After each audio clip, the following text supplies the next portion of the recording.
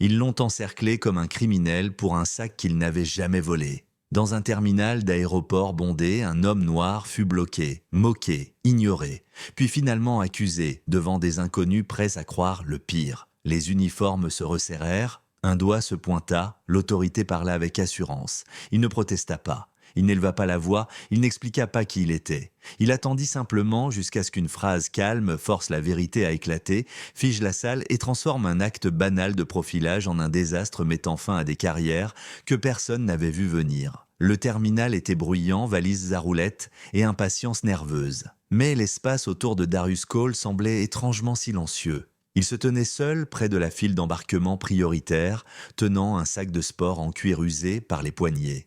Sa posture était détendue, son expression illisible. Pour ceux qui regardaient, il ressemblait à un homme qui n'avait pas sa place là où il se tenait. Cette supposition arriva vite. Une hôtesse principale se plaça devant lui, paume levée. Cette file est réservée à la première classe et aux membres élites uniquement, dit-elle, les yeux glissant de ses chaussures au sac dans sa main. La classe économique embarque plus tard. Darius ne bougea pas.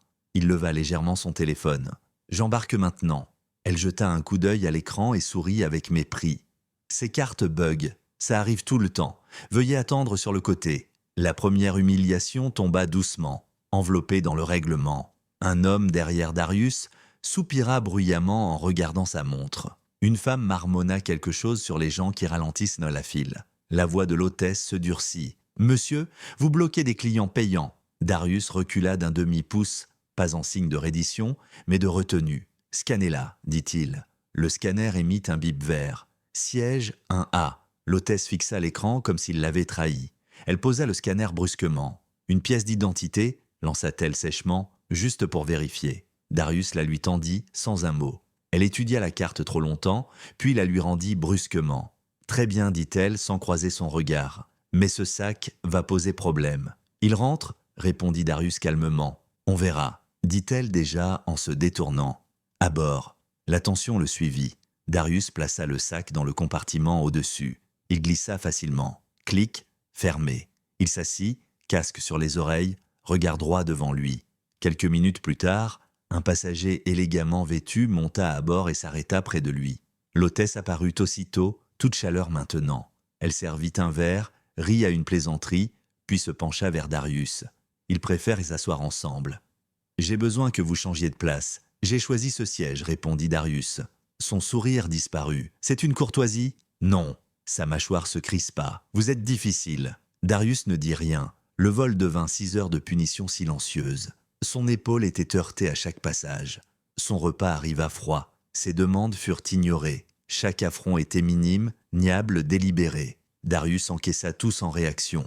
Lorsque l'avion atterrit et que le signal de ceinture s'éteignit, Darius se leva et atteignit le compartiment supérieur. Le sac avait disparu.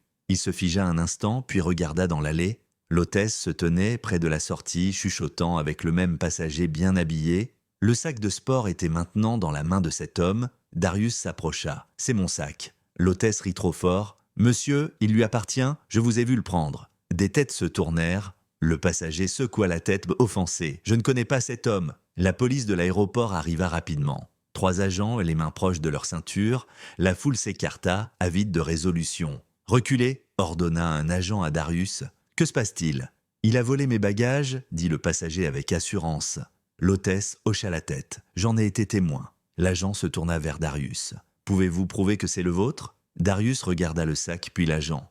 Il parla doucement. « Lisez l'étiquette » et le passager resserra sa prise. « C'est ridicule. Je suis pressé. » L'agent souleva le rabat en cuir et tira l'étiquette. Il plissa les yeux puis lut à voix haute « Darius Cole, PDG Cole Infrastructure Group ». Le terminal devint silencieux. L'agent leva les yeux, puis regarda à nouveau l'étiquette, puis l'hôtesse. « C'est votre nom ?» demanda-t-il au passager. « Non, balbutia l'homme, j'ai dû prendre le mauvais sac. »« Vous avez dit l'avoir vu le voler » dit l'agent. L'assurance de l'hôtesse se fissura. « J'ai fait une erreur ?»« Non, dit Darius. » Il sortit de sa poche un petit badge et le leva brièvement.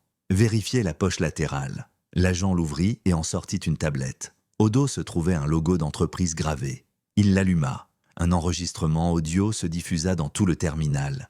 La voix de l'hôtesse résonna, calme, sûre, cruelle. « Prends-le quand on atterrit.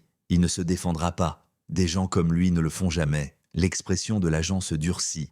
Il parla dans sa radio. « J'ai besoin d'une unité à la zone bagage. 2 suspects. Vol et conspiration. » Le bruit des menottes résonna, plus fort que les annonces au-dessus. Le passager protesta faiblement. L'hôtesse fixa le sol.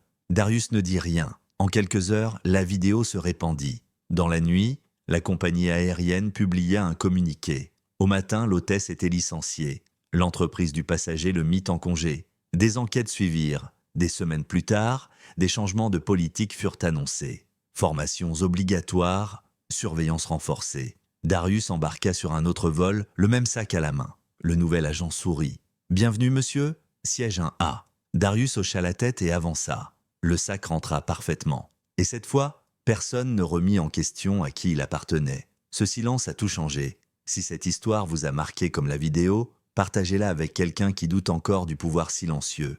Et commentez le moment où vous avez su que la vérité allait éclater. Abonnez-vous et activez les notifications pour plus d'histoires où la dignité reste debout et l'arrogance s'effondre en public.